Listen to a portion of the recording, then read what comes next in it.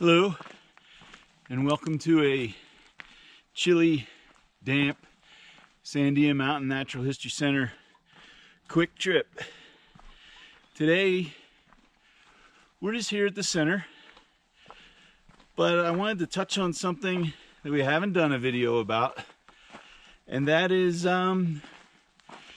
survival or preparedness. One of the things that I teach about almost every day to our students is being prepared.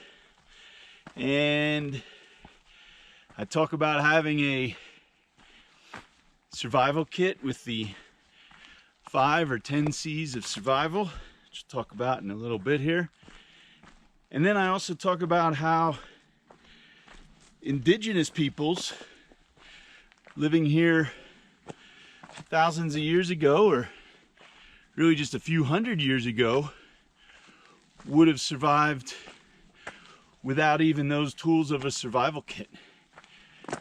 But what I thought would be cool was if I took that survival kit out and actually tried it, see if it worked. So we're gonna play around with it today and see what happens. So this kit that we're talking about, it's not camping gear. It's not a bunch of stuff to make for a comfortable night out. It is stuff to survive a night out. You know, the kind of situation where you're on a day hike, you get lost, and you're gonna find yourself out for a night. I'm lost. I'm lost. I'm lost. I'm lost. Help! Help! I'm lost.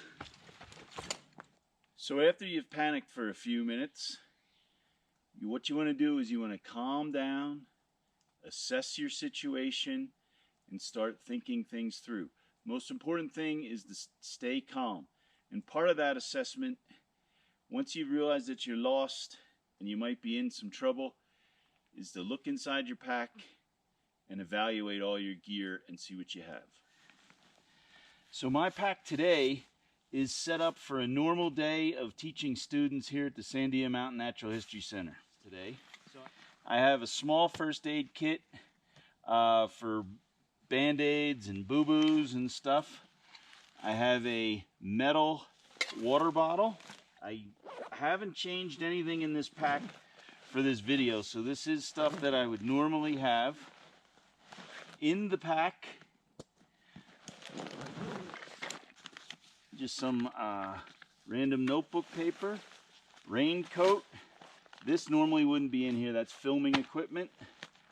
There is my survival kit that I always have, a bigger first aid kit, and then I have some random teaching equipment. This is a little kit to teach kids about how indigenous people survived here. This is an increment board to take samples out of trees. And then I just have a whole bunch of handouts that we use to teach our students. Photographs of animals and stuff like that. Nothing super useful, but there are paper clips in here.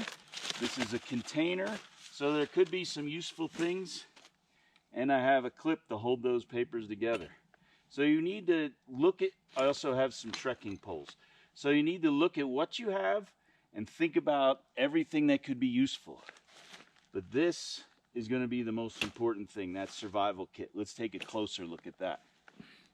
So we actually have a previous video on what I carry in my survival kit. So I'm just going to go over this quickly, but it's basically based on the 10 C's of survival. So we have a cutting tool. I also usually have a cutting tool, a knife in my pocket. Combustion. So we want to be able to start fire. So I actually have 4 ways of starting fire. I have regular paper matches, lifeboat matches, a lighter, and a ferrocerium rod. So fire is going to be critical. Cover, we have a space blanket, and then remember in my backpack I have a raincoat. Container, Remember, I have a metal container on my backpack, but also have these plastic bags. Cordage, when I have enough rope to set up a device. If we're out here at night, we want to have a candling device, something to light our way. Cotton material. This bandana over here can be used in 100 different ways. First aid, signaling, filtering, all kinds of different things. Cargo tape is just duct tape. A compass. Look, we got a compass right there. And a canvas needle, a big needle for repairing gear and stuff.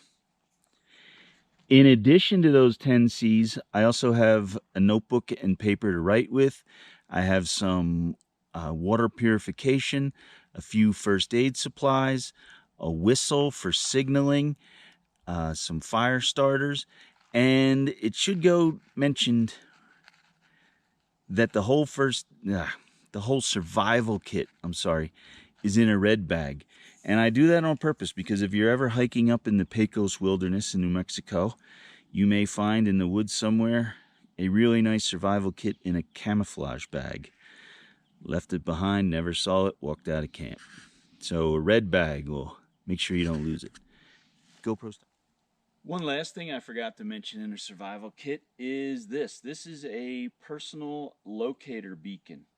So I always carry this, and it's a great idea, especially if you're hiking alone. What happens is you register this online, and it's basically a panic button. If you hit this button, as long as you have a clear view of the sky, it will alert authorities that you are lost or hurt and need help. There's a lot of different versions, things like the Garmin InReach, things like that. But it's important that you're able to signal out for help. So we are at a place called Mud Spring. And as many of you know, if you've been a long-time fan of our videos, we get a lot of pictures of animals here. So animals bathe here. We have pictures of bears and all bathing in this spot. Animals drinking. So I would not just drink this water straight. Over here we have some water trickling out. That water I would be much more happy to drink. But we're going to take our sample of water from here. Now, we are using a stainless steel water bottle, and the reason for that is we need to disinfect our water. We do have two ways in our survival kit of disinfecting water. We have a chemical method, and we also have boiling. So one of the things, this water is very still and clear. If it wasn't, one of the things I would do is put my bandana over this and collect some water.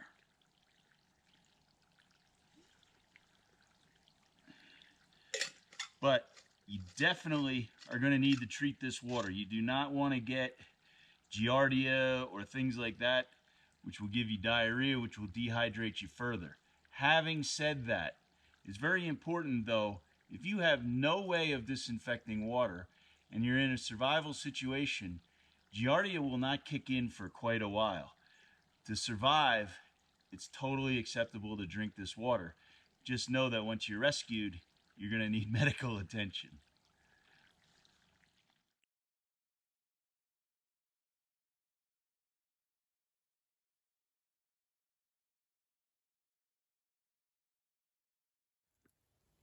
When you're making your shelter, there are a few things that you want to take into consideration. Wind. So we definitely don't have a very sturdy shelter, so we got to find a protected area. Water. We're close to water. Wildlife. Not much I can do about that because we're close to water. Just have to be vigilant. Widowmakers. Widowmakers are trees that are going to fall on you. None around where we are right now. And wood. So we want to have plenty of wood to make a sustainable fire. So what do you think of my little home? Hey, don't judge it too quick. Let's take a quick tour. Now, if I were in a real survival situation or were planning on spending the night here, I'd make a more secure shelter. But I wanted to do a couple things to demonstrate how you need to use your brain and use your resources. So, I have my space blanket set up as a shelter. But if you notice, underneath, there are some of those teaching resources I talked about. A track thing that I use with kids. And funny enough, that's actually a map. But let's pretend I don't have the map. And then, remember that clip that was holding them all together? That's actually holding my tarp up. And on this side, I decided to use a little bit of that duct tape that I had down. So it has been my experience that in this situation, fire is going to be one of your most important things. And that is always an essential element. It's going to give you the ability to signal. It's going to give you the ability to stay warm, to boil food, but it's not always an easy thing. It has been raining for the last day or so. All the wood is wet, so I'm going to use a fire starter. In this case, I'm using cotton balls that have been soaked or impregnated with Vaseline. I'm going to pull them apart so there's a lot of fibers. I'm also going to use a ferro rod, not because I want to be cool survivor guy, but because I want to conserve my resources. I only have so many matches and a lighter, so we're going to use those in case the situation's worse.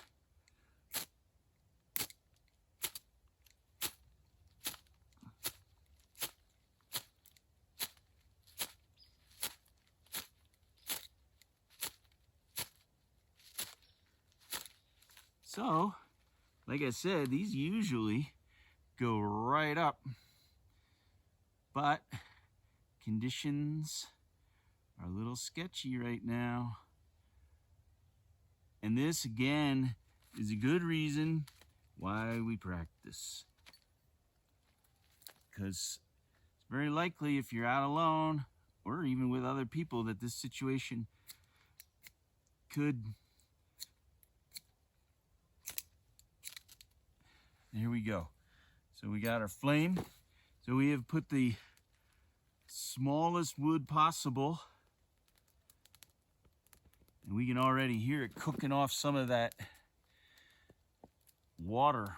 So hopefully it's going to dry out enough to get our wood going.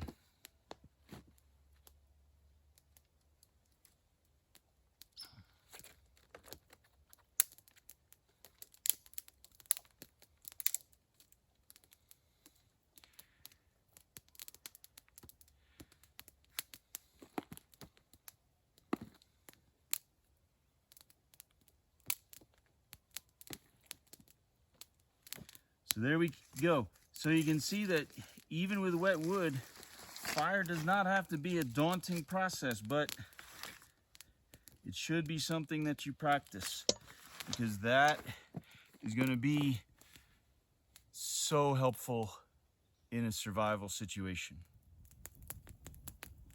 So we're just waiting for our water to boil. We want to get that to a full rolling boil to kill any bacteria or anything like viruses and all that may be living in that water.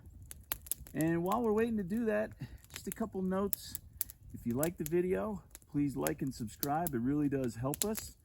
And also, we have a few other videos in this sort of survival type preparedness realm. We have a video on the survival kit in particular. We also have a really cool video using our drone on signaling. So I'll link those in the description below. Please go ahead and check those out. As always, thanks for watching, and we will catch you on the next one. Viper, what's your location? I'm currently lost out in the woods. Over. Well, why didn't you just take your radio? You know, that would have been a much better idea than going through all this. All right, well, come find me somewhere near Mud Spring. Over. 10-4. We are on our way. Roger, Viper out.